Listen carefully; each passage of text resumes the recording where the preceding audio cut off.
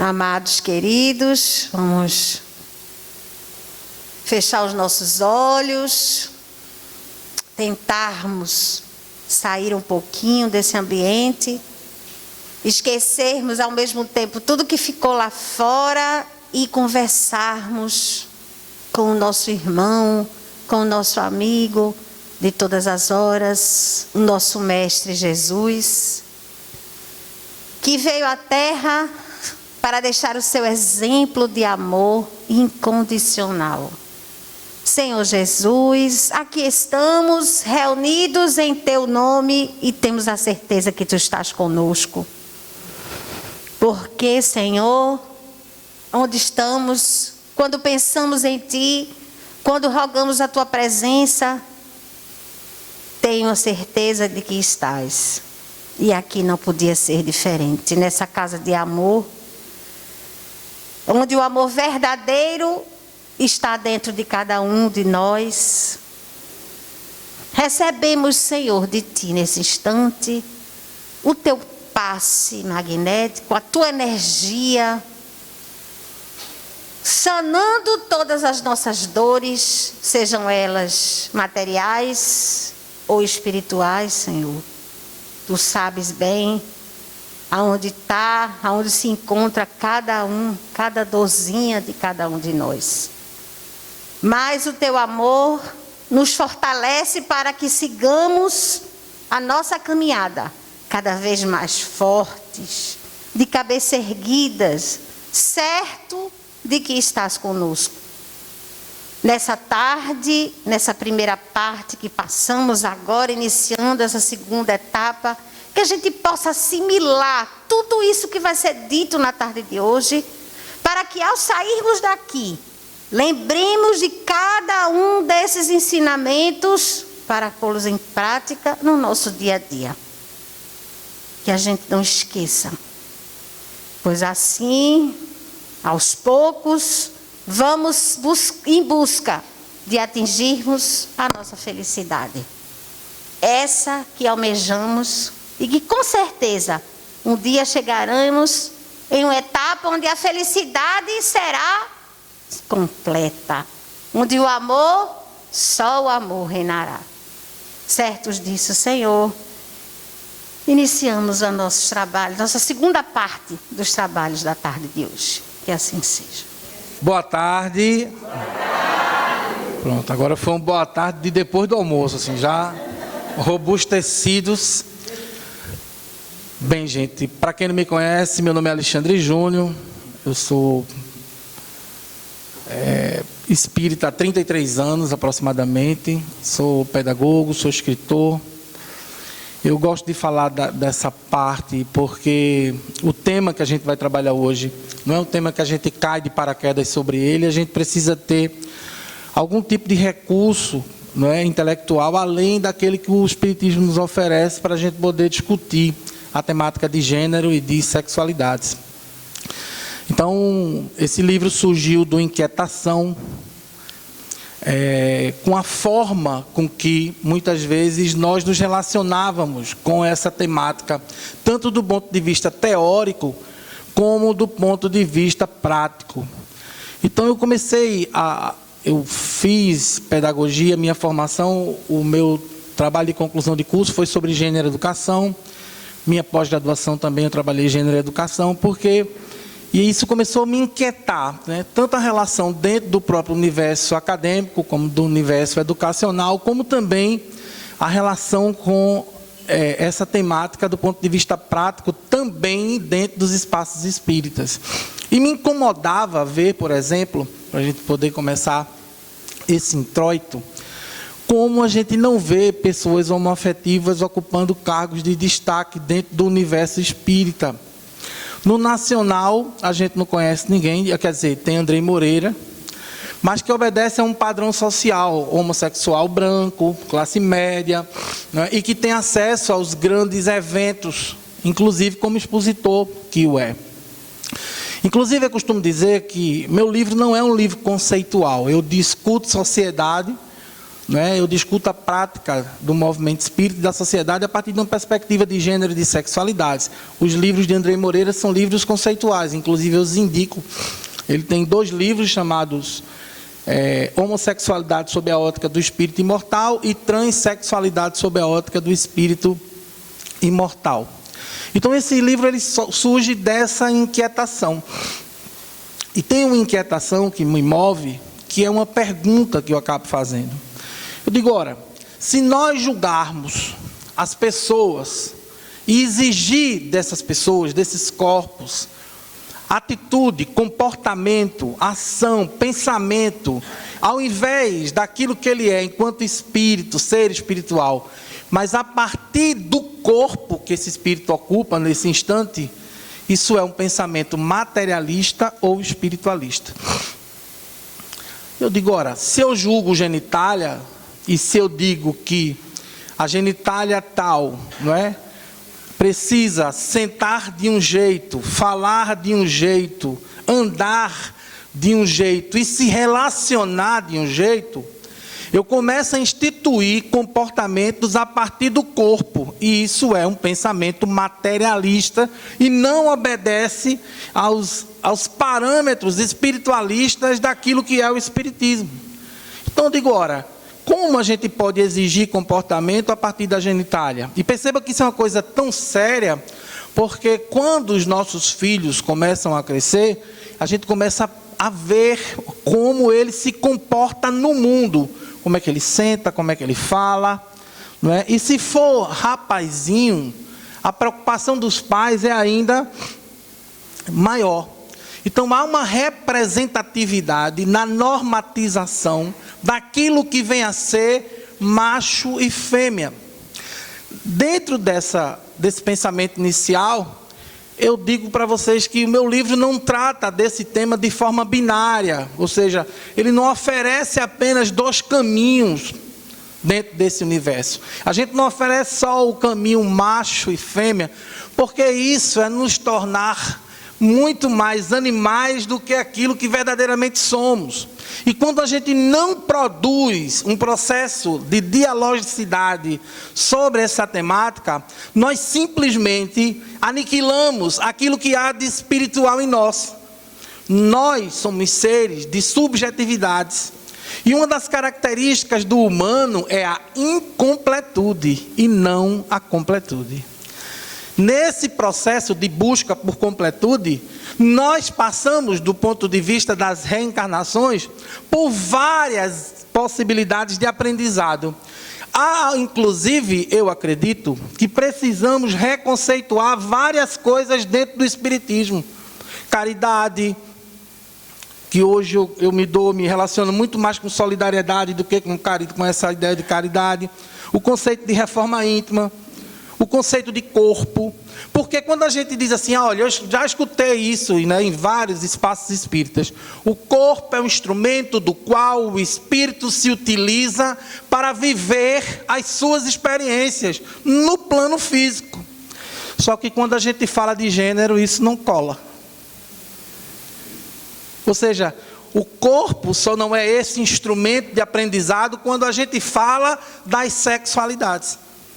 E aí a gente quer impor comportamento para esses corpos, como se o corpo fosse muito mais do que aquilo que é o espírito. E não houvesse sobre este corpo a interferência de um ser que pensa. Porque morfologicamente, biologicamente, geneticamente, nós somos todos iguais. Se a gente for ver a composição de um cérebro, vai ter gente que vai usar um pouquinho mais da massa cinzenta, outros usam menos. Mas a composição biológica, ela é igual para todo mundo. Então, aquilo que nos difere, uns dos outros, está muito mais relacionado àquilo que nós somos enquanto espíritos. E aí me refiro a como o espiritismo enxerga essa relação. Porque aí a gente pode recorrer a outras várias ciências. E eu quero pegar uma deixa na fala de Júnior, inicial, sobre o quanto a gente precisa discutir espiritismo do ponto de vista da compreensão daquilo que ele é e daquilo que ele pode oferecer no mundo, enquanto ciência, enquanto filosofia. Porque quando eu aprendi que o Espiritismo respondia a todas as perguntas. E eu lutei contra não admitir. Mas o Espiritismo sozinho não responde a todas as perguntas. Não tem como ele responder sozinho a todas as perguntas. Ciência nenhuma responde a todas as perguntas. Quando uma ciência não dá conta de responder uma pergunta, ela une-se a outras ciências. O Espiritismo se une à filosofia, à antropologia, à sociologia, à psicologia, à pedagogia, para poder dar conta das demandas que são da ordem natural do nosso tempo. Então não é nenhum crime nós podemos dizer, por exemplo, que em vários pontos a gente precisa refletir Kardec a partir de uma perspectiva de hoje. Isso não diminui Kardec em nada. Mas o problema é que nós fomos educados a entender Kardec apenas como codificador. Kardec não é, não foi e não será, sob nenhuma circunstância, apenas o codificador da doutrina espírita. Quem conhece o Espiritismo vai entender facilmente do que falo. Kardec você pode até, na pior das hipóteses, chamá-lo de copartícipe, de co-criador. Kardec pega os 4 primeiros capítulos do Livro dos Médiuns, não tem nada de espírito, é só pesquisa de Kardec. A introdução do Livro dos Espíritos é um tratado de espiritismo e é só Kardec. As revistas espíritas, que são em 12 volumes, infelizmente quase nunca estudadas pelos espíritas brasileiros, elas são em 12 volumes que vão desde 1858 a 1869. A maior parte do conteúdo são fruto das pesquisas de Kardec. O que é espiritismo? Pesquisa de Kardec.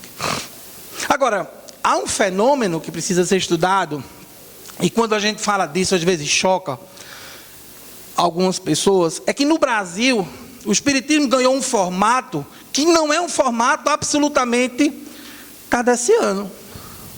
Ele obedece muito mais ao imperativo da literatura mediúnica do que da literatura kardeciana. E a gente deve fazer um resgate para poder entender o pensamento de quem fundou o conceito. Kardec não fala sobre gênero. Então não dá para a gente dizer assim, não, se não está em Kardec, não é espiritismo. Não. Porque a gente pode construir conceitos a partir de Kardec e não fechar o conceito com Kardec. E nós aprendemos isso durante todo um tempo. Eu tenho 3 décadas dentro do movimento espírita. E eu escutei muitas pessoas, olha, se não estiver em Kardec, não é espiritismo. Mas tem coisa que está em Chico Xavier e não está em Kardec. Tem coisa que está em Divaldo Pereira Franco, mas não está em Kardec. Mas as pessoas continuam seguindo Chico Xavier e Divaldo Pereira Franco. Vejam só, isso põe por terra tudo que Divaldo escreveu e tudo que Chico escreveu? Não. Mas isso faz acender uma luzinha. Que é a luzinha que a doutrina espírita nos traz como conceito, que é a luzinha da criticidade.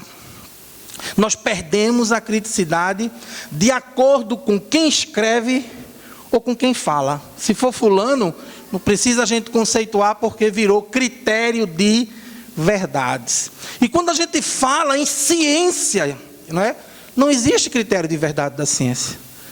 A ciência se prova a todo momento. A gente está o tempo inteiro buscando fazer com que se acredite que aquilo não é um fato. Só depois que não tiver mais nenhuma possibilidade de você provar que aquilo não é um fato, é que aquilo se torna um fato científico. Nós estamos trabalhando de forma inversamente proporcional. É uma sede que a gente tem por conhecimento mediúnico que a gente esquece a razão. Então existem livros mediúnicos que estão escritos, mas que não são espíritas. São espiritualistas. São até espirituais, mas não são espíritas. Porque não é o simples fato da gente botar na capa escrito por e o nome de um espírito que torna um livro espírita, percebe? Essa discussão de gênero, ela é uma discussão que envolve afetos, que envolve dores, que envolve morte, que envolve suicídio, que envolve baixa perspectiva de vida, baixa autoestima, e que a gente não consegue travá-la dentro dos espaços religiosos, porque há um pensamento preconceituoso que fala mais do que a razão. Então, se meu Deus, se o Deus que eu acredito, for um Deus que me impõe, enquanto religioso, superior a um outro ser, eu não vou questionar o outro ser não, eu quero questionar esse Deus. Eu preciso questionar esse Deus. Porque o Deus que a gente aprende no Espiritismo não é o Deus do Velho Testamento. Então não é um Deus que mata, não é um Deus que pune, não é um Deus que castiga, não é um Deus que deseja o mal, não é um Deus que é vingativo, não é um Deus que persegue. Mas nós estamos constantemente discutindo Espiritismo a partir de uma perspectiva completamente pentecostal. A Bíblia é um livro judaico-cristão. O Velho Testamento não é cristão. E tem outro detalhe. Vou pegar outra pegada de Júnior. Jesus de Nazaré não criou o cristianismo. Os homens criaram o cristianismo. E se apoderaram dele por entender o poder que aquele conteúdo exigia sobre o povo. E tendo o poder na mão, eu tenho o povo na mão. E você pode até não querer admitir, mas o nome disso é política. E Jesus de Nazaré não morreu por religião, morreu por política. Ele não foi julgado, não é, pelos padres que nem existiam ainda. Ele foi julgado por 2 regimes de Estado constituídos, julgado e condenado ao madeiro infame.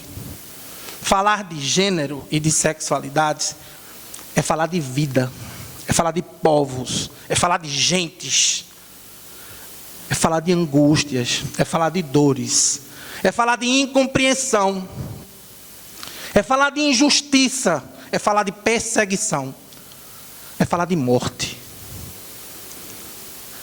Eu podia trazer, como eu preparei ali, eu fugi totalmente do script, tudo que a gente fala do ponto de vista da intelectualidade, mas parece que não funciona.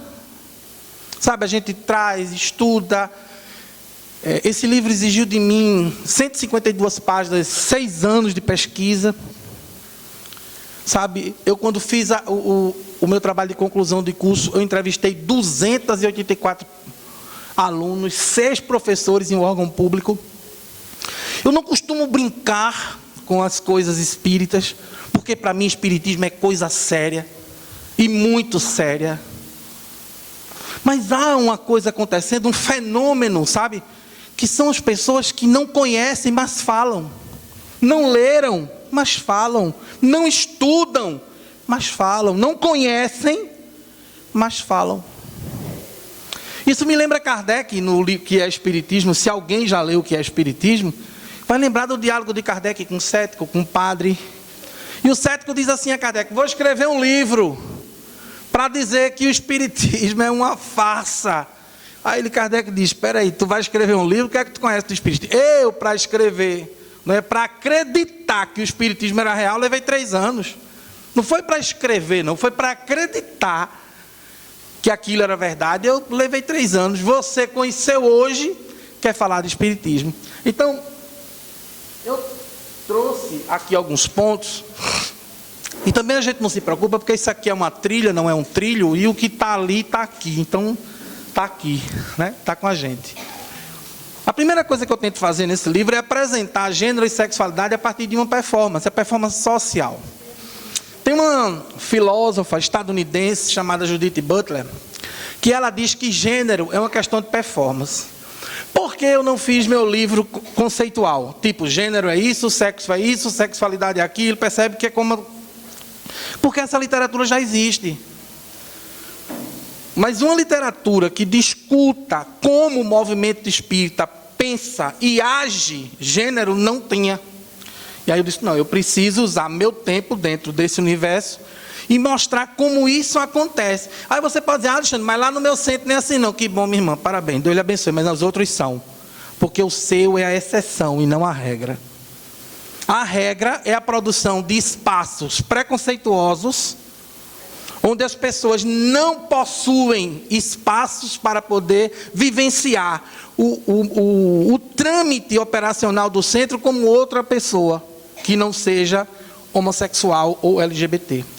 Vocês que fazem parte de centros espíritas não precisam responder, só pensem. Qual pessoa transexual você já chegou no centro e viu dando passe? Quantas vezes você chegou no centro espírita e foi recebido por uma travesti? Já aconteceu isso com vocês? Porque não tem.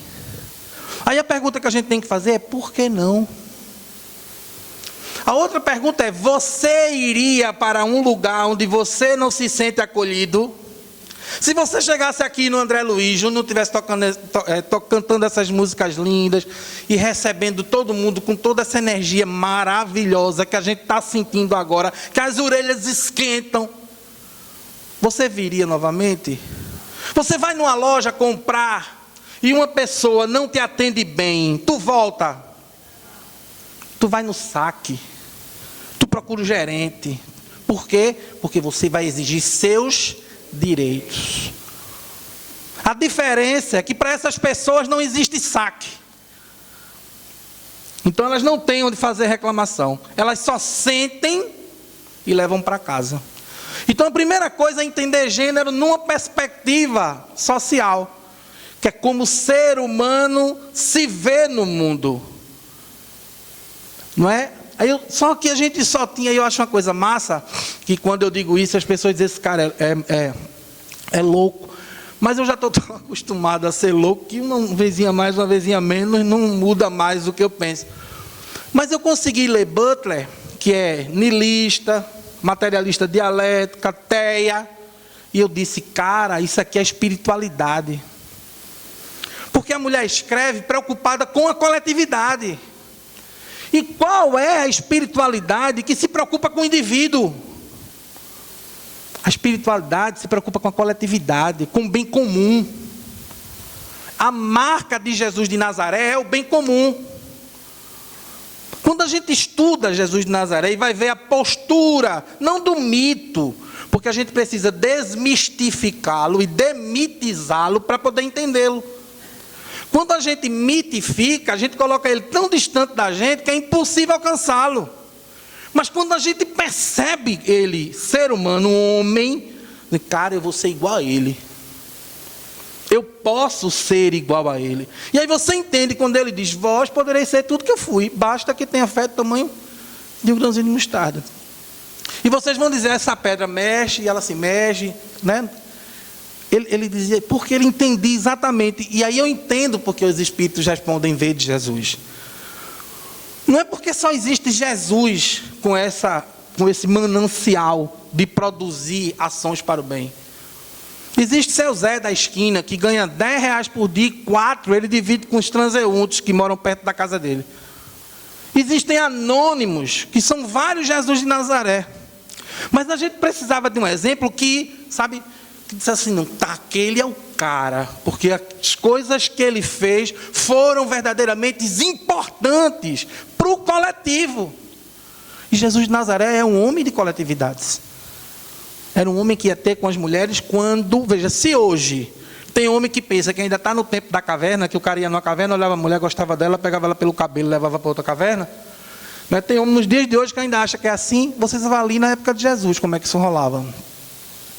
Então Jesus foi um cara que foi, para mim, o primeiro homem feminista da história da humanidade, né? O cara que foi ter lá com a mulher adúltera, e o cara vai jogar pedra. Meu irmão, bota na tua cabeça. Só existe a mulher adúltera porque existe um homem adúltero. E por que tu vai jogar pedra na mulher, mas não vai jogar pedra no homem?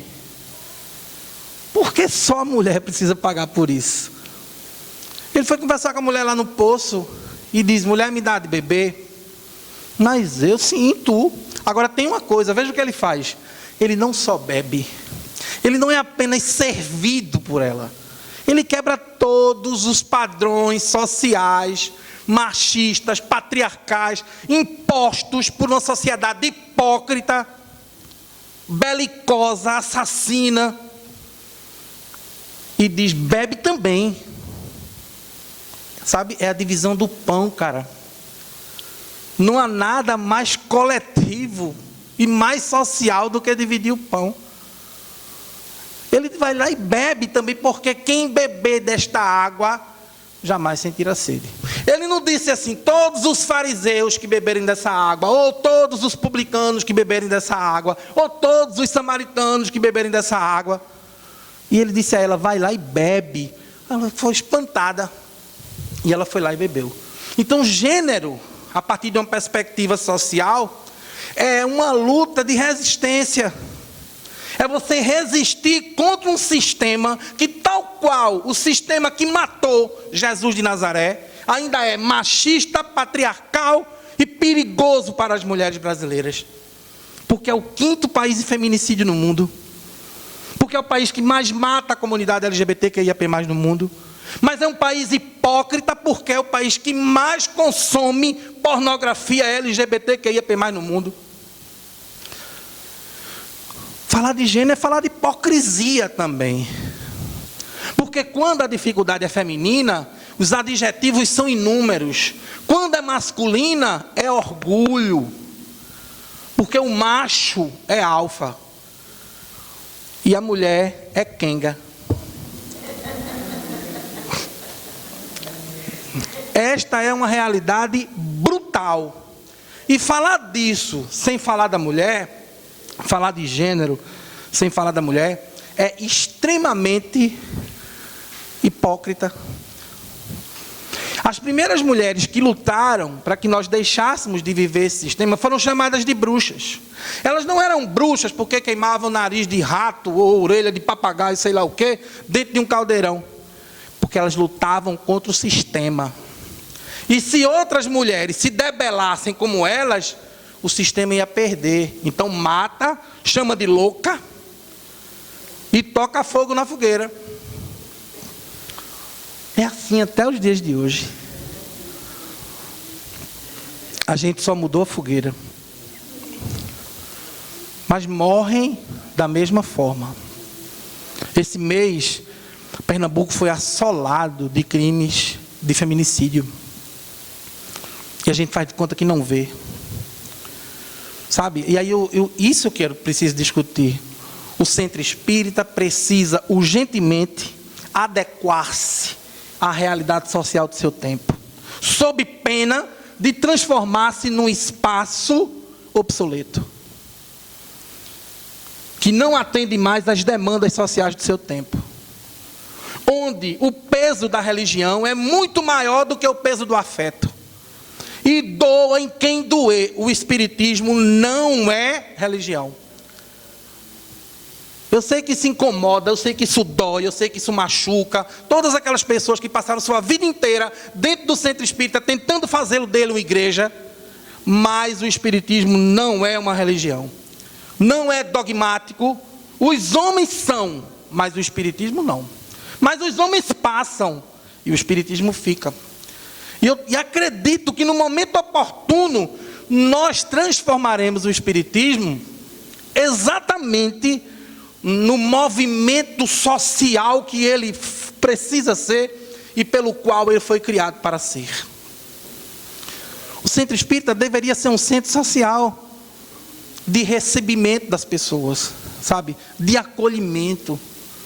Nós transformamos o espiritismo num espaço de doação de sopa e pão. Ah, você é contra? Não, não sou contra, porque se tem fome, tem pressa. Se tem sede, tem pressa. Mas o centro espírita não deve ser apenas esse espaço. Então nós precisaríamos transformar o centro espírita num espaço de acolhimento. Eu falo disso para poder responder por que as pessoas homossexuais não estão aqui. E quando chegam, se embotam dentro de um armário porque têm medo de como vão ser recebidas. Porque nós, dentro dos centros espíritas, e isso é normal, nós reproduzimos aquilo que é a sociedade. Não tem como você achar que dentro do centro espírita nós não vamos reproduzir machismo, racismo, porque nós somos fruto da sociedade. Mas é outro ponto que a religião acabou atrapalhando a nossa reflexão com relação ao espiritismo. É aquela coisa de mundo lá fora e mundo aqui dentro. O mundo aqui dentro é o mundo dos, oh, minha irmã, quanto tempo não lhe vejo. Né? E abre os braços. Do portão para fora, meu amigo, na minha época que eu jogava bola de gude, os meninos diziam assim, é pé no bucho, mão na cara.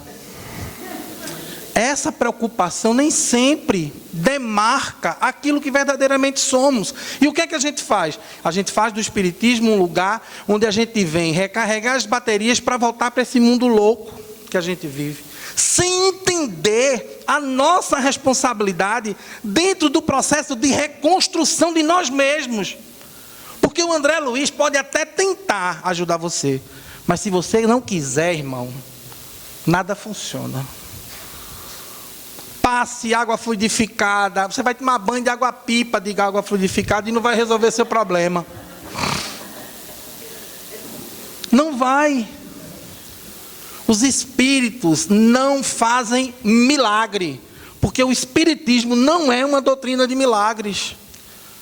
É uma doutrina de trabalho, de reconhecimento, de busca, sabe? Dessa reconquista de você por você mesmo. De você poder se redesenhar no mundo e poder pensar na sua condição, na sua posição e naquilo que você ocupa dentro do espaço social que você faz parte. Aí a gente precisa questionar, quem é você, irmão? Quem é você pai? Quem é você mãe? Quem é você irmão? Quem é você vizinho? Quem é você patrão? Quem é você funcionário? Quem é você ser social? Percebe? Porque isso tem um peso. E aí nós fizemos uma outra coisa difícil, mas que precisa ser trabalhada também. Nós instituímos uma relação com as questões sociais, que elas são dicotômicas. Então a gente meio que aprende que a verdadeira vida é a vida dos espíritos. A verdadeira vida é aquela onde tu está, cara. Se tu está no mundo do corpo, a verdadeira vida é essa. É nessa que tu tem que dar tua cota. Quando tu desencarnar, tu vai ter que dar a cota lá. Mas por enquanto, tu precisas transformar o mundo social ao teu redor um mundo melhor. E aí o que é que a gente faz? A gente não quer se envolver com política. O centro espírita não é, não vai ser e não deverá ser, não é, um comitê político. Mas as direções, os líderes que tentam criar uma redoma para que os espíritas não falem de política social, precisam acordar para o mundo político e para o mundo espírita. Porque o espiritismo não é apolítico. Ele é apartidário. E apartidário é diferente de apolítico. Apolítico é uma coisa, apartidário é outra. O espiritismo fosse apolítico, Kardec não teria produzido toda a terceira parte do Livro dos Espíritos. Ele não teria perguntado na 806, olha, a desigualdade dos homens é ação divina? E os espíritos são categóricos. Ele não sei, talvez, pode ser. Não! É ação humana. Então, se a desigualdade humana é ação humana, a desigualdade social é ação humana e não divina, nós que demos conta dessa equiparação. Como a gente não tem como equiparar no campo das individualidades, nós precisamos equipará-las no campo do social. Então, como a gente não tem como fazer isso sozinho, a gente precisa exigir política pública que gere igualdade para as pessoas. Isso é no campo do racismo, é no campo das minorias sociais. E eu ouvi uma vez, você não entendeu que o espiritismo não é para as minorias, de uma liderança espírita. Eu disse, não, você que não entendeu que o espiritismo é para todos. E tem mais um detalhe, o centro espírita não entendeu que o espiritismo era para todos. Porque na maior parte deles, nós criamos um apartheid dos assistidos e de quem assiste. Invariavelmente você não encontra um assistido fazendo parte de nenhum trabalho. Porque a forma que a gente não vê o humano, a gente vê quem precisa, a gente vê corpo, a gente não vê ser espiritual. E a gente precisa passar a ver espíritos, cara, só que encarnados. Esse apartheid ele é tão profundo, ele é tão sério, que ele cria até preconceito espectral. Os doutores chegam nas reuniões mediúnicas, os grandes espíritos, a gente baixa um tapete vermelho. Mas se chegarem os espíritos que não sabem falar direito, está acabando a reunião, tem 5 minutinhos, viu? Está na hora de subir, presta atenção, porque a gente tem a disciplina, e a disciplina diz que tem que terminar na hora. Mesmo que para terminar na hora eu seja anticaridoso, antifraterno, anti qualquer coisa. Olha, é a hora de subir, meu irmão, porque o senhor sabe que o guia da casa ele é rígido. Mas se fosse o guia da casa, falava mais meia hora e estava todo mundo ouvindo caladinho. Então, isso não é uma coisa que a gente aprendeu ontem. O racismo é uma coisa estrutural e estruturante, assim como o machismo e tal. E que a gente não vai vencer isso sem discutir. O que é que eu apresento de novo na discussão de gênero? A partir de um olhar. É porque Butler, como ela é niilista, materialista e tudo aquilo que eu falei, ela para no corpo. A gente segue. Percebe? A gente vai além de Butler. E como ela é pós-estruturalista, e o pós-estruturalista ele sai destruindo tudo até não ter mais nada de conceito, né? Porque ele destrói conceitos, até achar o que ele, sabe, o que ele tem. É por aí.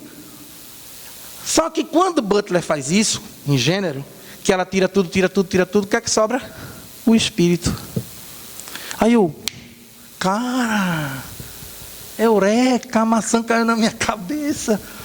Dá para a gente trabalhar gênero a partir de uma performance espiritual. E aí tudo muda. Por que tudo muda, Alexandre? Porque tudo aquilo que nós julgamos apenas a partir do corpo, passa a ser julgado como a partir do espírito. E aí tem outro detalhe que é muito mais importante. E aí a gente precisa tomar um gole d'água. Vocês vão me dar licença um minuto.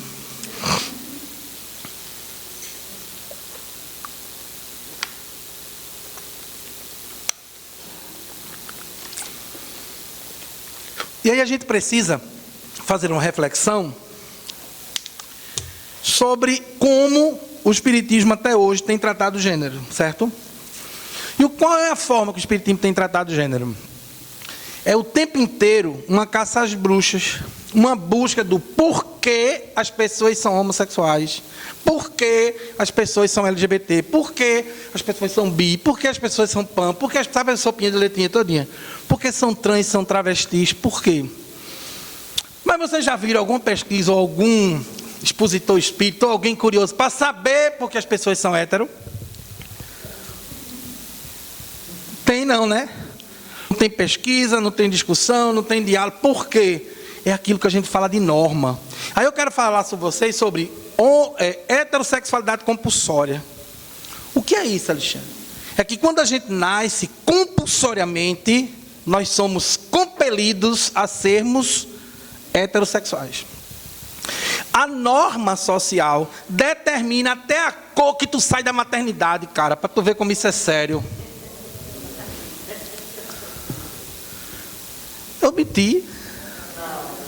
Até a cor que tu sai da maternidade, a norma social diz assim, ela vai sair de rosa, no máximo um lilazinho, e ele vai sair de azul, no máximo um verdinho claro. Não passa disso. Mas onde é que essa norma está estabelecida? Em que lei? Na lei da opressão. É a lei que impera na relação social. A sociedade dita e a gente segue. Percebem porque é quase impossível falar de gênero sem falar de política ou de capitalismo? Porque o capitalismo, ele ganha com isso. Ele moe gente até transformá-los em lixo humano. O poder do capital só é constituído porque existem quem o produza. Mas você produz capitais que não pode ter. O cara trabalha numa fábrica de carros, que cada carro custa 200 mil, ele ganha 1.500 por mês. Ó. Nunca ele vai ter um bem em consumo daquele. Nunca. A norma determina o que a gente come. Compre batom, seu filho merece batom. Determina o que a gente veste e determina o que a gente pensa. O processo colonial, que é uma coisa que eu trabalho bem a passando assim no livro, porque já tinha muito conceito e como pedagogo eu digo, não vai ficar muito confuso, eu deixei para um próximo, e estou trabalhando um artigo junto com uma amiga, inclusive segunda-feira, também conhecida por amanhã, né? Às 20 horas no YouTube do Ágora, eu vou estar discutindo com Lídia Pimentel, que é uma doutora em Sociologia, sobre reflexões decoloniais sobre o Espiritismo, que é o artigo que a gente está escrevendo junto para um evento que vai ter em Santos. Eu estou escrevendo esse artigo e por isso eu dei uma paradinha no livro, estou escrevendo outro chamado A Reencarnação, a Igualdade e a Justiça Social e as Relações com Gênero e Sexualidades. Porque, me lembrei disso porque traz aqui, sabe, a esse momento, me remonta a esse momento. Porque a sociedade, ela dita as normas e a gente segue. E a gente vive numa sociedade hoje, no Brasil, altamente belicosa, altamente violenta, altamente preconceituosa e altamente despolitizada. Porque quando a gente marginaliza, sabe, Júnior, a discussão política e torna política apenas a partidária, a gente deixa de discutir as sociais. E a gente deixa de entender que é bom que a gente faça a campanha do quilo, que a gente doe a sopa, que a gente doe o pão, mas é bom a gente entender que só isso não vai resolver o problema da fome no Brasil. Nós fazemos isso há mais de 100 anos nos centros espíritas. E hoje a gente está vivendo um dos períodos onde mais se passa fome no Brasil. São 34 milhões de pessoas vivendo de insegurança alimentar. É dessa coisa que a gente está falando. Então, quando eu vi isso, que Butler fala da performance social, eu digo, cara, eu preciso falar da performance espiritual. Eu preciso dizer, e aí eu faço essa pergunta, né? Eu faço essa pergunta no meu livro. Algumas perguntas norteiam o meu livro. Quando eu falo de educação, eu pergunto, cara, como é que uma doutrina progressista, uma metodologia, um currículo progressista pode ser trabalhado por uma metodologia liberal? Cara, isso não existe. Sabe, é como você querer, naquele joguinho do Lego, botar o quadrado na bolinha. Não coaduna. E aí eu faço uma pergunta, ora, se a gente julga comportamento a partir do corpo, e precisamos ser verdadeiros naquilo que a gente pensa e naquilo que a gente fala, isso é materialismo ou espiritualismo? O espiritismo não é materialista, é espiritualista. Então a gente precisa entender de verdade que o corpo nada mais é do que um instrumento do qual o espírito se utiliza para viver o mundo físico. Aí muda tudo. Muda tudo a partir de que percepção? A naturalização dos gêneros, a naturalização das expressões de gênero e a naturalização da orientação sexual. Para falar da orientação sexual e da naturalidade disso, vamos falar daquilo que não é natural? Sabe o que é que não é natural? Ideologia de gênero. Ideologia de gênero é algo para rir. É como kit gay. Tem gente que acredita que existe o kit gay. Não, eu só acredito que tem gente que acredita no kit gay porque eu acreditei no Papai Noel, mano. Eu acreditei na cegonha. É sério isso. Meu irmão nasceu, né? Eu sou de 73, ele é de 82. Não, de 80, eu acho. E eu era pequeno e a secretária da gente foi me buscar na escola. Aí ela disse, tem uma surpresa. Eu disse, a cegonha chegou. Não, isso é um fato. E saí desabalada a carreira para casa que ela não conseguiu me pegar. Então, eu acreditei. Então, eu só acredito que tem gente que acredita em kit gay porque eu acreditei na cegonha. Então, é muito parecido com isso. Então, o kit gay é igual ao unicórnio. Todo mundo diz que existe, mas ninguém nunca viu. Então, não existe, gente, kit gay. Pelo amor de Deus, não deixe as pessoas enganarem vocês. Não existe ideologia de gênero. Existem políticas identitárias que promovem a discussão sobre identidade de gênero, sobre expressão de gênero. Aí a gente tem ciência para discutir. Ideologia de gênero que tem espírita famoso defendendo, sabe, perdendo uma oportunidade ímpar de ficar caladinho. Porque tem uma coisa que a gente faz e as pessoas não conseguem entender. Não é porque tu é médium, tu é palestrante, que tu pode falar sobre qualquer coisa não, irmão. E a gente aprendeu no centro espírita que a gente pode falar de tudo. Semana atrasada eu declinei um convite. Alexandre, dá para falar sobre tal coisa? Não, não vou, é minha praia não. Se eu mudar o tema, aí eu vou. Porque eu me sinto seguro. Mas eu não vou falar sobre tudo porque eu não conheço tudo e ninguém conhece tudo. Então a gente precisa ter segurança quando a gente fala. Então eu não vou falar. Ideologia de gênero, para a gente poder entender do que se trata, é uma ideologia que surgiu no seio de uma parte extremamente conservadora da Igreja Católica.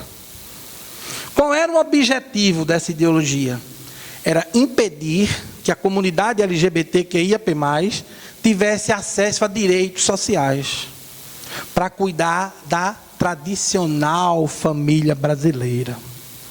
A tradicional família brasileira para esse povo é aquela que é marido, mulher, criança e concubina. Essa pode.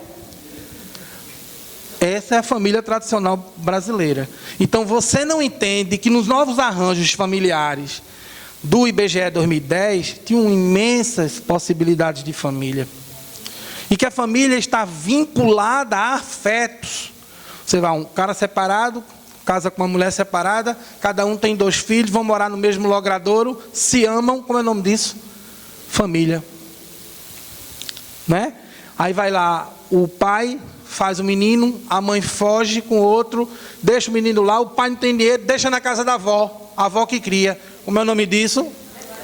Família. Mas 2 pessoas do mesmo sexo se amam, namoram, casam, vão morar na mesma casa. Como é o nome disso? Safadeza. Percebe isso? Ou seja, além de tudo, esse espírita que pensa assim, ele ainda determina quem pode e quem não pode amar. O amor é um atributo dos heterossexuais, ou seja, as pessoas homossexuais não têm acesso ao afeto. Toda relação, para muita gente, baseia-se na desonestidade e na promiscuidade. Sabe por quê? Porque para muita gente amor é só sexo. Percebe isso? Só que amor é muito mais que sexo. Como sexo é muito mais que coito. Como sexualidade é muito mais que tudo isso. Então quando a gente acha que sexo é coito, quando ficar velho, dançou. Não tem mais. Acabou o amor. Então sexualidade vai além do coito. Vai o toque, o cheiro, a lembrança, o afeto, o abraço, o cuidado, o zelo, a preocupação. Sabe, é você chegar em casa primeiro, saber que ela gosta do inhamezinho com charque, e enquanto ela chega, tu corre para fazer, para ela não ter que fazer quando ela chegar. Ou então, fizesse minha janta, chega. Mas rapaz, tu chegasse primeiro do que eu, bicho. Eu ainda vou arrumar a casa, vou arrumar as coisas para trabalhar amanhã. Tu podia ter feito a janta, que eu já ia arrumar a casa para a gente dormir. E à noite, ele ainda quer sexo. Quer que ela esteja bonita, cheirosa, sorridente. Se eu estiver dizendo alguma coisa errada, vocês podem não concordar. Não, Alexandre. Não é? Porque há uma exigência que vai além da possibilidade dela, da pessoa, de realizar aquilo. Então, existe a questão do sexo, que nessa composição ele vai além apenas do gozo, e não tem apenas a ideia do prazer, mas o prazer também é humano. Então, sabe, não é só para procriar, não. É bom. Merece respeito e merece ser tratado com todo o respeito que merece. Há um processo de demonização, porque é política. Quem tem o poder de dizer o que pode e o que não pode na mão, tem sempre o poder na mão. Então a gente diz o que pode, diz o que não pode, diz o que pode, diz o que não pode, num processo maniqueísta.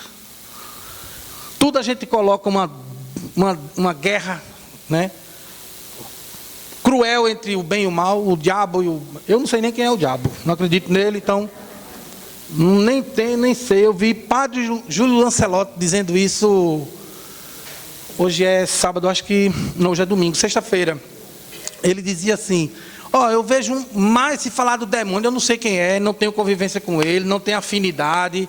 Minha afinidade é com Jesus de Nazaré, com o povo pobre. Achei aquilo massa.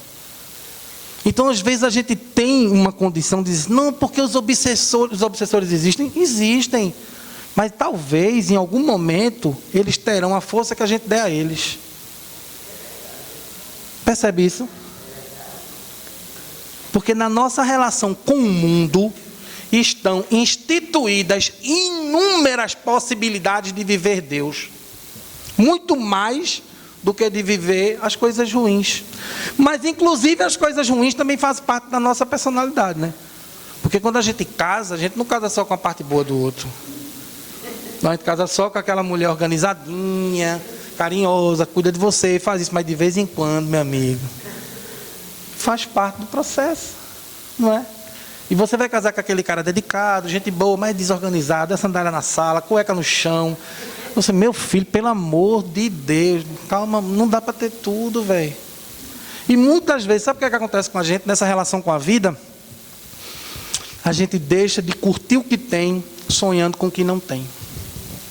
E gasta uma força impressionante para conquistar o que não tem. E despreza aquilo que está do teu lado. E a gente só percebe o quanto aquilo era importante quando de repente vai embora. Isso é em todo o campo da nossa vida, né? É assim.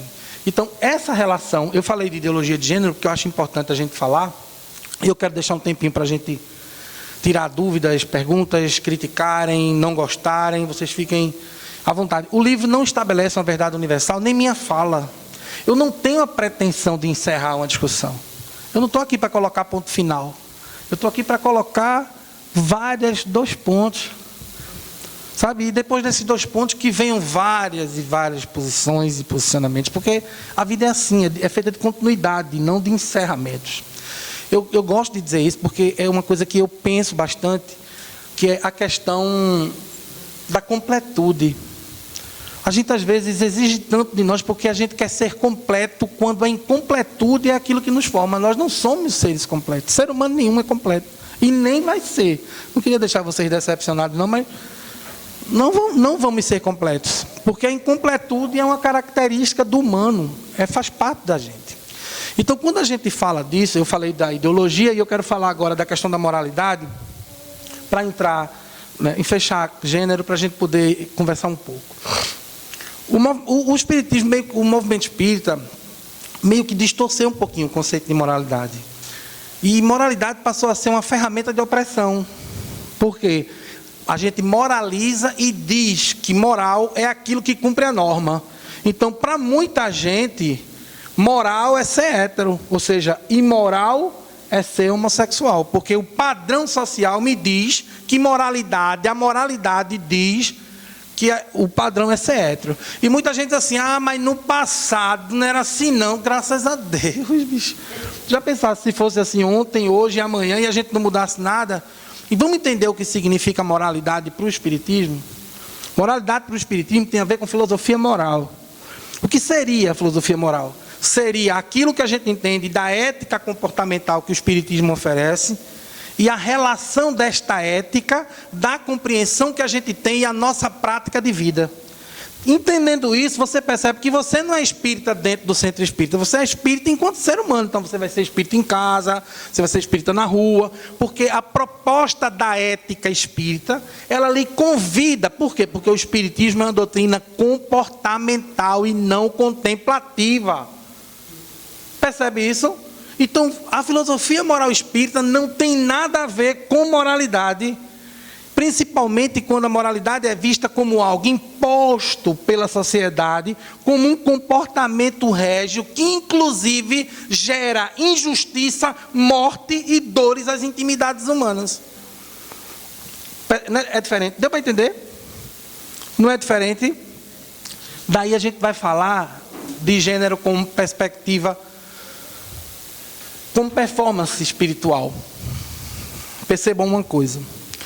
Se o espírito, segundo o nosso entendimento, não é, ele se utiliza do corpo como recurso para poder interagir com o mundo social e aí aprender, a reencarnação também precisa ser reconceituada dentro dos obras espíritas. Porque a gente aprendeu que a reencarnação é para expurgar, é para espiar, a gente tem que... Calma. A reencarnação é para aprender.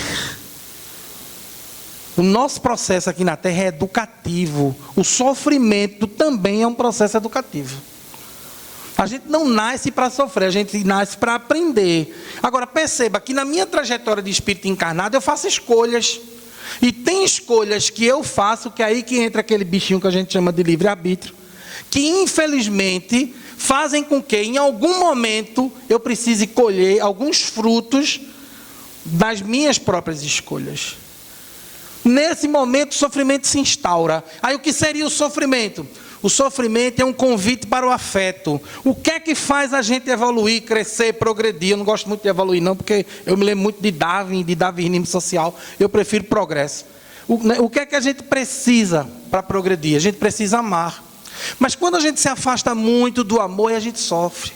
Para lembrar que o caminho que a gente escolheu talvez não seja terapêutico, talvez não seja pedagógico, talvez precise ser repensado, sabe, dá aquele freio de arrumação, dá aquela parada, respira, não, peraí, eu preciso escolher outro lugar, outro caminho, outra possibilidade, outro espaço. Então a vida é feita destas escolhas. Essa filosofia social que eu falei, a filosofia moral, qual é o objetivo dessa ética comportamental que nos leva a essa filosofia moral?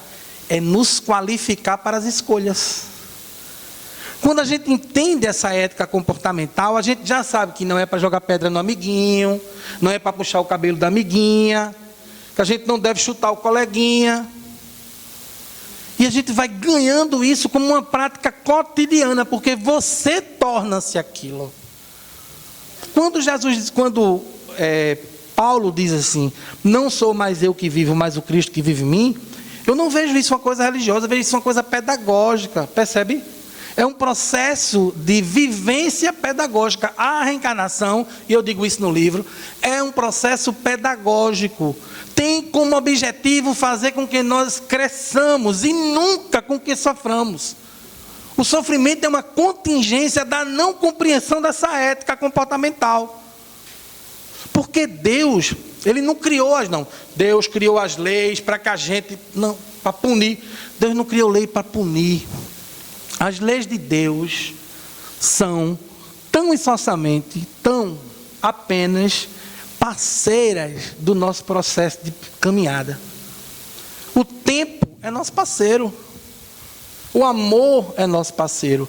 O afeto é nosso parceiro. O perdão é nosso parceiro. Então as leis, essas leis que regem a simetria do universo, elas foram criadas para que a gente dê certo e não para que a gente falhe. O que é efêmero é a falha.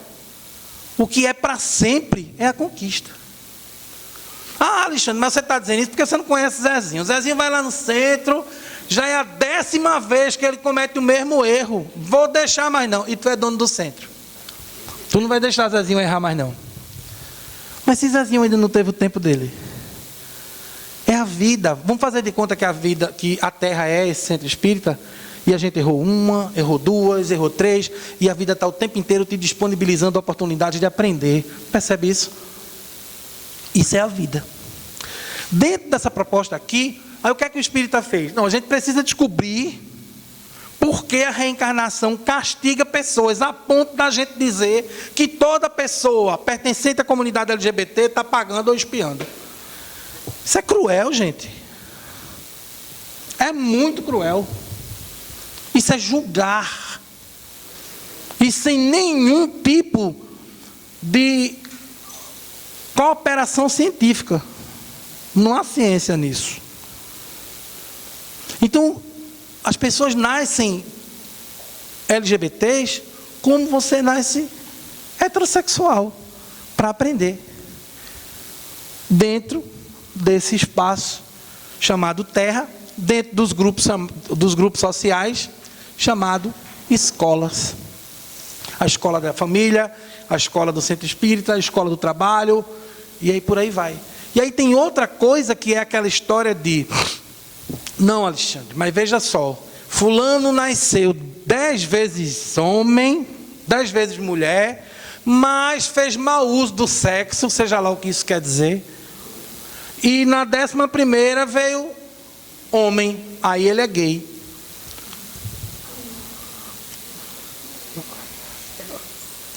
Veja, não é mais fácil você acreditar nisso do que você naturalizar os gêneros?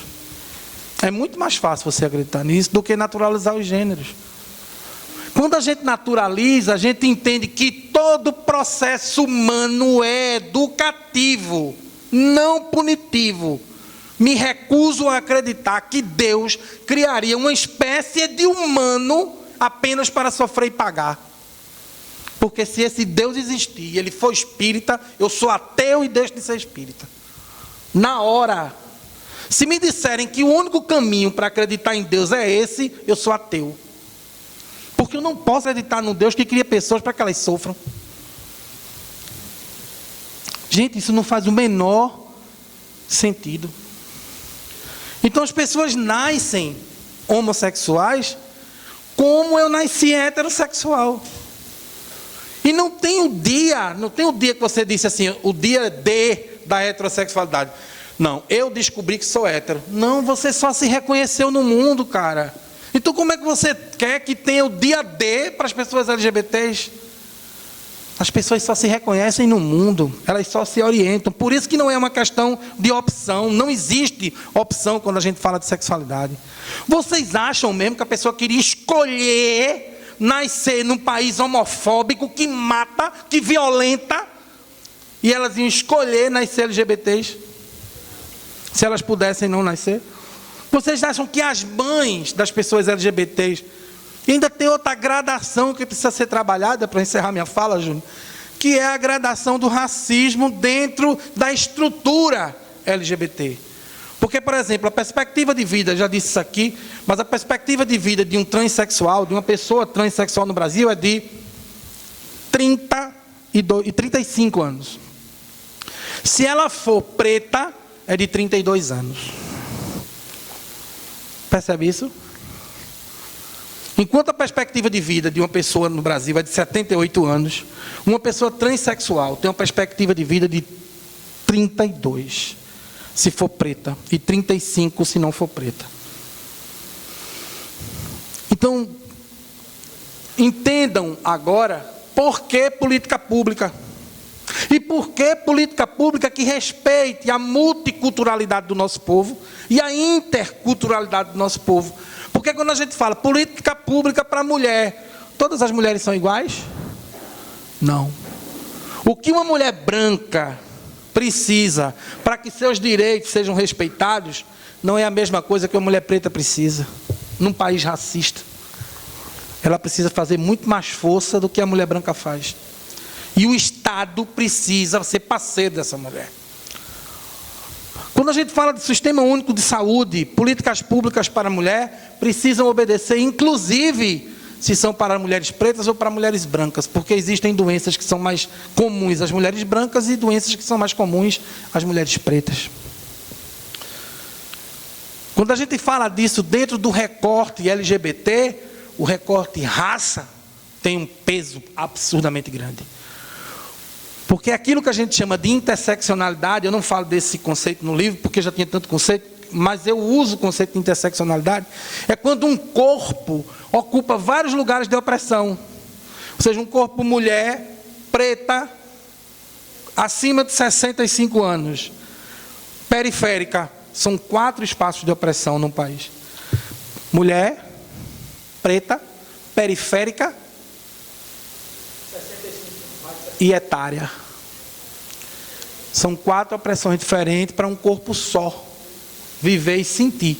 Quando a gente fala de uma pessoa transexual, a mesma coisa. Transexual branco, classe média, ele vai sofrer muito menos preconceito do que uma pessoa transexual preta e periférica. Então, a gente trabalha no livro a questão da naturalidade. Eu vou encerrar por aqui para a gente poder discutir um pouco. Depois, quem quiser saber preço, essas coisas do livro, aí tem alguns livros aí na livraria. Eu acho que eu tenho 2 aqui ainda e tem uns 8 aí na livraria. E é só vocês me procurarem e a gente conversa sobre isso. Eu queria agradecer a paciência, a atenção, e agora a gente abre para perguntas e respostas. Gratidão. Bom, maravilha, né? Oxa, muito bom. Muito bom. Inclusive, hoje é a última parte, mas a Alexandre já está convidada aqui para outubro. Vamos marcar uma data em outubro? Vamos, sim. Porque esse assunto não pode parar, não. A gente tem que alimentar esse assunto aqui, essa reflexão aqui. Bem, já tem a Eliane pediu aqui e lá atrás também, né, Marcondes? Nós que fazemos a casa André Luiz, temos aqui 4 homossexuais trabalhando conosco. Os 4 médios de cura, trabalham numa sala de cura. Inclusive um, além de médium de cura, ainda é dirigente da reunião de desobsessão. Então o preconceito não é em todos os lugares. E nós não admitimos aqui preconceito. Que lindo. Nenhum. Aqui todos nós somos iguais, irmãos. Muita paz. Alexandre. Boa tarde a todos. Agradeço essa oportunidade. E uma coisa que eu vivi muito, né, na minha vida, minha esposa é branca, eu sou negro. Mas essa expressão, esse é um negro de alma branca, isso não é fácil. E tem, para completar, a Aya também pediu a palavra. Tem aqui também. Tem Depois aqui dela também. eu falo e passa para tu, tá bom? Boa tarde. Boa tarde. Eu queria que, por gentileza, você falasse um pouco sobre a sociedade, como às vezes ela, além de ser cruel com as pessoas que são LGBTQIA+, como elas são cruéis com os pais dessas pessoas. Porque eu sou mãe de um filho gay, do qual eu me orgulho profundamente desse ser humano que Deus me deu a chance de colocar aqui nesse espaço terrestre, né? Então, a primeira coisa que eu senti da sociedade, e principalmente de algumas pessoas próximas, como familiares, foi: a culpa é sua, porque você criou seu filho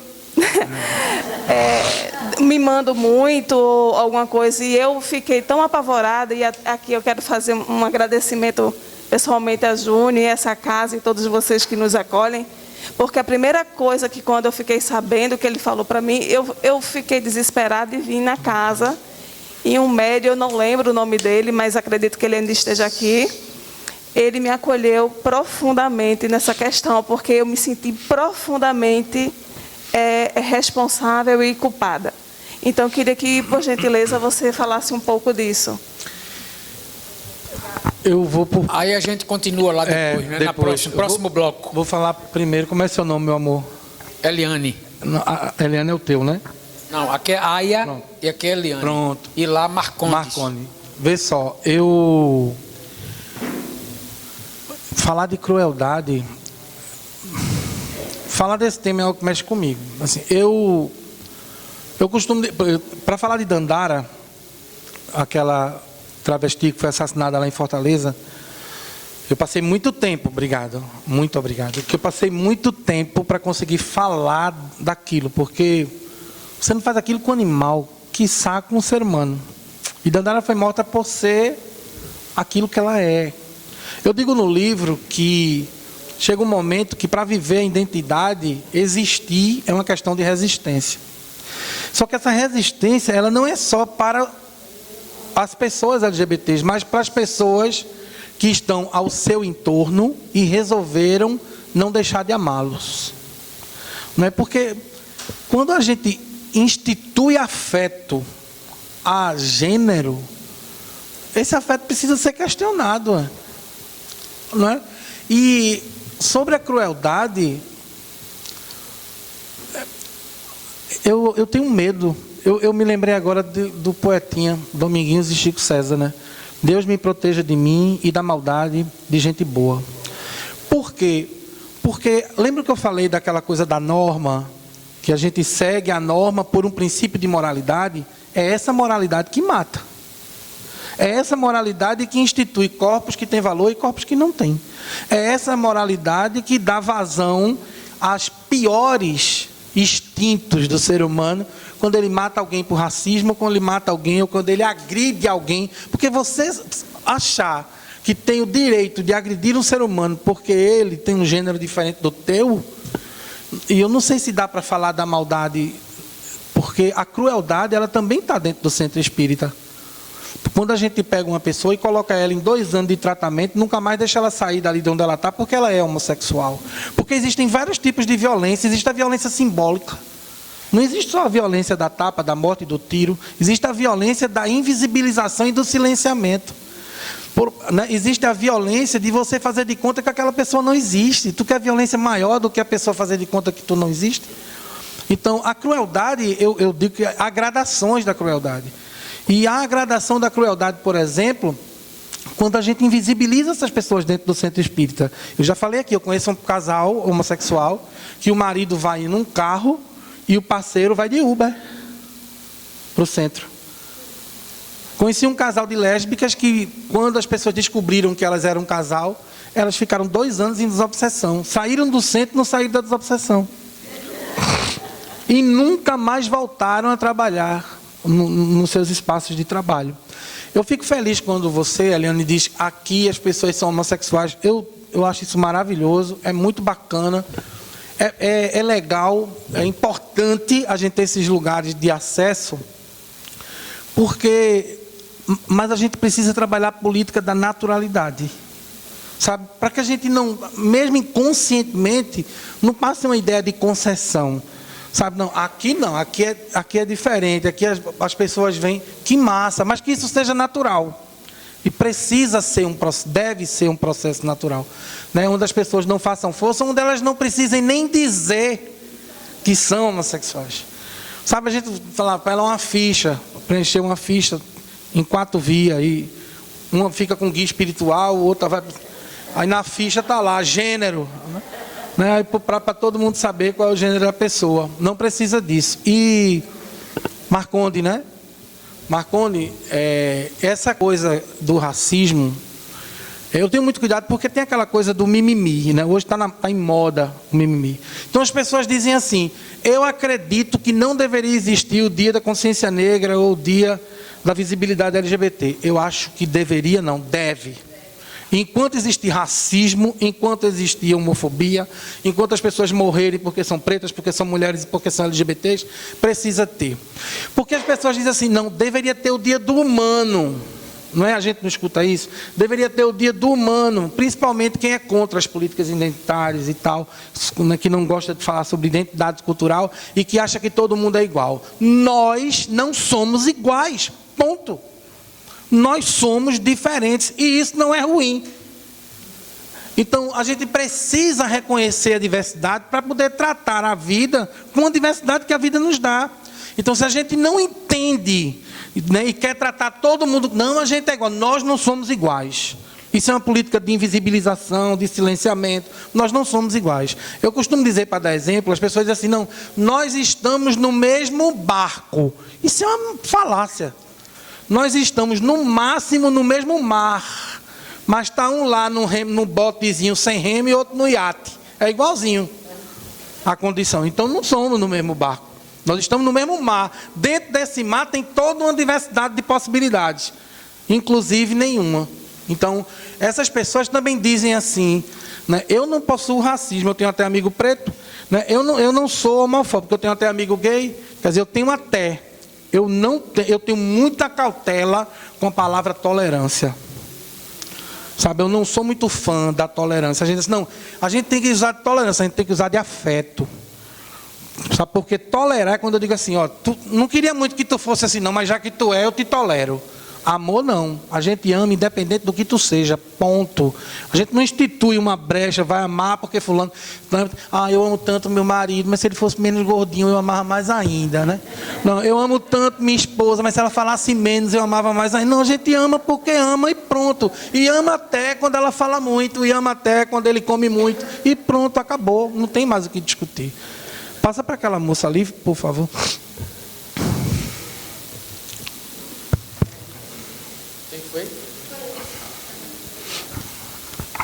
Boa tarde a todos, né? Eu me chamo Adriana. Praticamente eu venho de uma família espírita. E como eu vivi na Europa, eu sempre ouvi, tem pessoas muito espíritas lá, bastante, na Europa, Alemanha, Itália. Então se falava muito de Petrova, que ela era uma médium, além dela ser auditiva, visiva, ela ainda materializava, né? E praticamente eu tenho essa mediunidade de materialização auditiva, um monte de coisa. É muito difícil, no meu caso, os trabalhos espirituais, né? E falando também sobre homossexualidade, né, daquilo que eu aprendi na Europa, eu falei com várias pessoas, também psicólogos, sociólogos. Então, muitas vezes é um problema do anticoncepcional e outra coisa também é de um planeta que se chama Aquários, que eles nascem desse jeito. Outros dizem, né, daqui da Terra, que eles são filhos do vento, né, daquilo que eu ouvi, né? Uhum. E sobre assim, a matriz africana, eu tive várias oportunidades de ver na mediunidade, que eu trabalho bastante sobre isso. É uma guerra muito espiritual, porque eles chegam muito agressivos, porque tem pessoas assim, na matriz africana, ela é muito agressiva e ela é muito rude.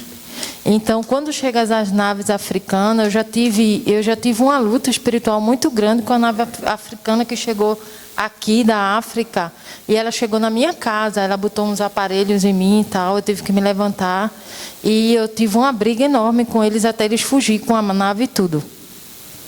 Então, eu acho a matriz africana, eu não tenho nada contra negro, eu tenho amigos negros e tal, eu sou contra a agressividade da matriz africana com as naves africanas. Certo. Elas são terríveis. Certo. Da experiência mediúnica que eu tive, né? Certo. E que bom que a mediunidade é uma coisa que cada um tem uma vivência diferente. Mais alguém? Sim? Opa. Não, aquele senhor pediu primeiro, depois tu passa para ela. Vitor. Boa tarde. Boa tarde. Meu nome é Vitor Santana. Eu hoje estou com 78 anos de idade. Fico pasmo com o que se vê nos programas de televisão, na divulgação das empresas em função de sexo, em função de sexualidade.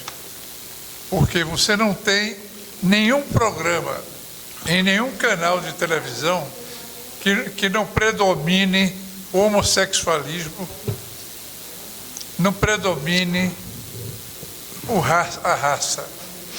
É uma crítica do branco quanto preto, do preto quanto branco e dos trans que influenciam cada vez mais a nossa juventude. Nós temos de ter um trabalho muito grande, muito sério, em poder mostrar aos nossos filhos, aos nossos netos, que o que existe hoje na humanidade, do que é divulgado hoje pelos nossos meios de comunicação, não é a realidade existente do mundo atual. Eu fico impressionado como as autoridades, as pessoas que têm um senso de responsabilidade maior, se permitam a usar e se deixar ser usado por tudo isso. Que eu acredito que não vai levar a muita coisa, porque eu já passei por muita coisa desde o dia que eu nasci até o dia de hoje. Obrigado. Deixa eu começar por mediunidade. Antes de eu estudar sociedade, eu me dediquei eu me dedicava ao estudo da mediunidade. Uma coisa que me chamava muita atenção. A mediunidade, e eu vou até aproveitar como uma deixa. A mediunidade, ela não é um critério de verdade. Ela é algo para que a gente possa questionar, estudar, buscar. Por exemplo, quando a gente lê Nosso Lar, ao invés da gente achar que a ideia de André Luiz, ou a experiência dele enquanto espírito, é uma verdade absoluta, a gente precisava questionar o que está sendo colocado ali e criar parâmetros a partir de Kardec, por exemplo. O que é que está aqui, que tem aqui, sabe? E fazer como Kardec fez com toda a codificação.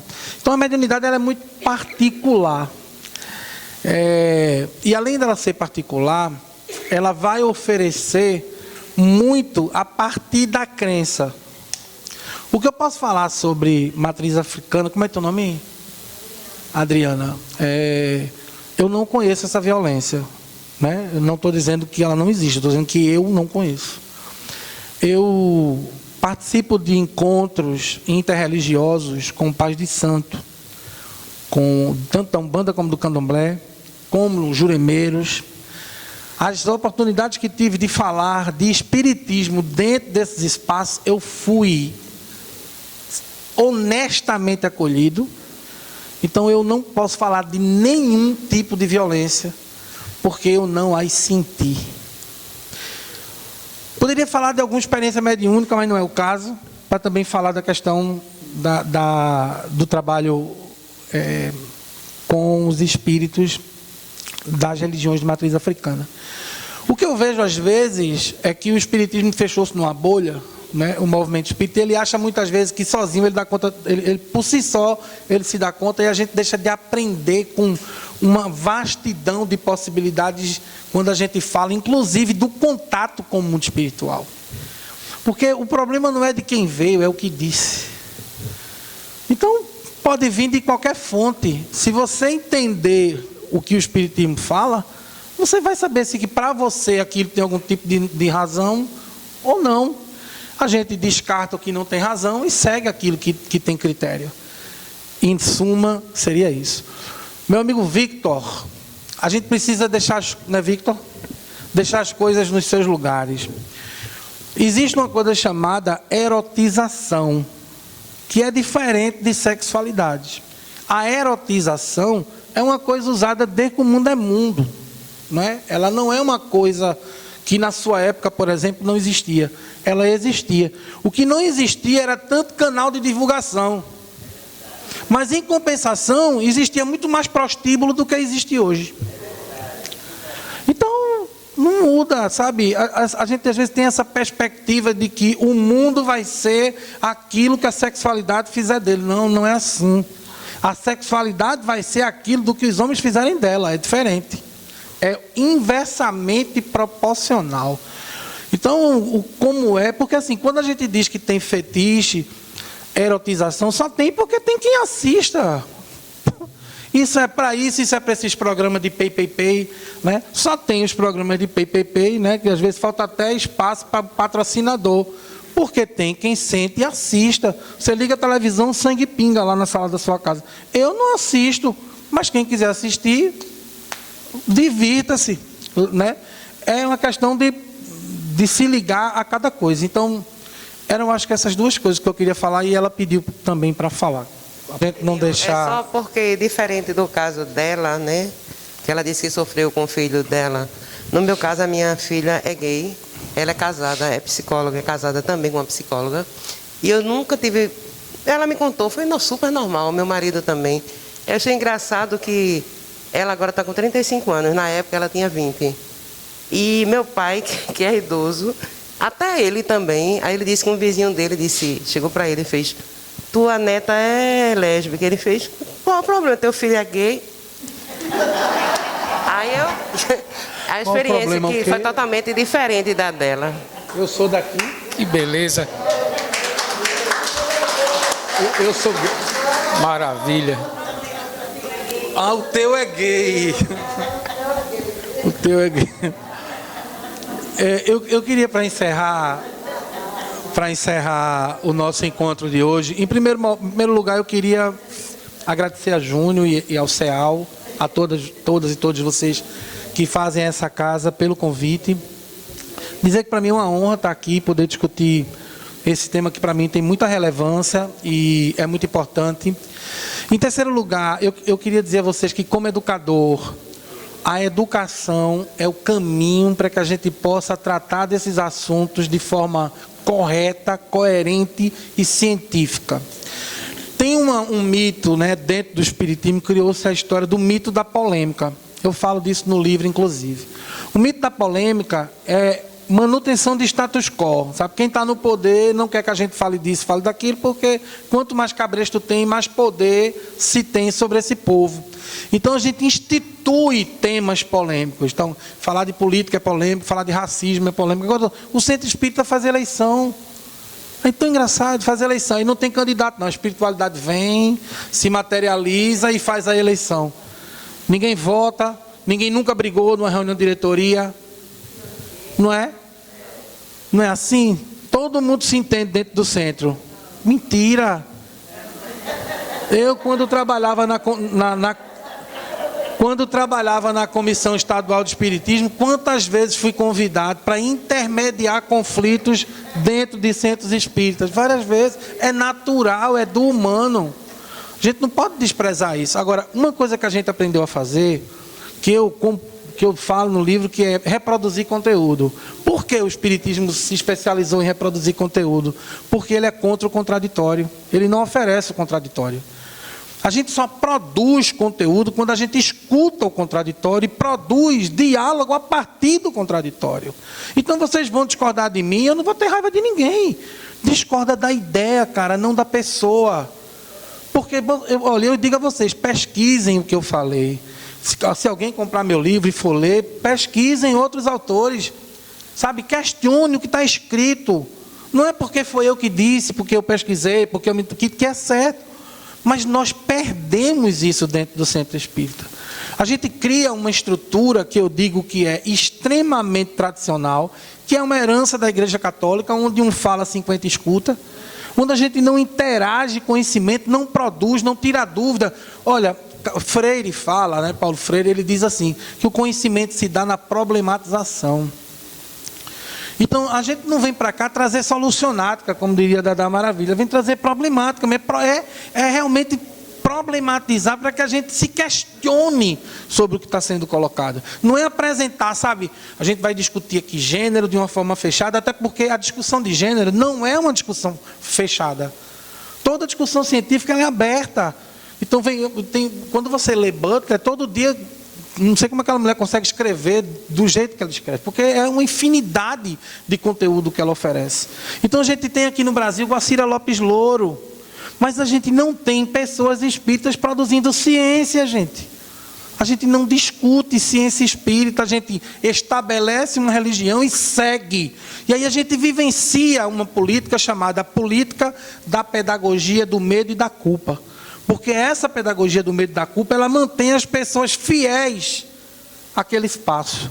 O espiritismo não é heteronomo, ou seja, ele não cria pessoas dependentes, ou não deveria criar. A sua base epistemológica e pedagógica é de produção de autonomia.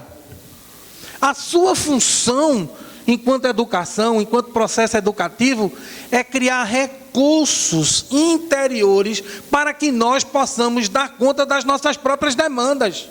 Mas se nós fizermos isso, quem é que vai para o centro? Quem é que vai para as igrejas? Quem vai lotar os templos? Então a gente precisa que as pessoas continuem independentes. Mas esse não é o cerne do espiritismo. O cerne dele é a produção de autonomia. É fazer com que nós possamos dar conta da nossa demanda interior, sabe? Da nossa demanda emocional, da nossa demanda de vida.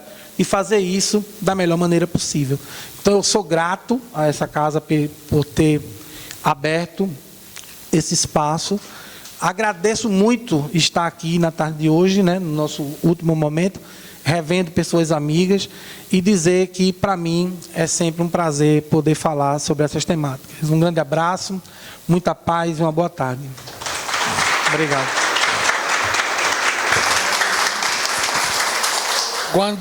Quando eu soube que Alexandre estava sendo boicotado em algumas casas espíritas, aí eu disse a ele, não, lá no céu você vai fazer um seminário. Quero só uma palestra não. É um seminário. Porque é um absurdo, né, pensar nisso, mas é real. Parece mentira, né, mas é verdade. E aí, aqui não. Aqui no céu não. Né? Claro que a gente tem muita coisa por melhorar. Né? Claro que na perspectiva da fala de Alexandre, a gente entende que ainda tem, porque a gente não reproduz o que tem lá fora aqui, não é uma extensão da convivência social.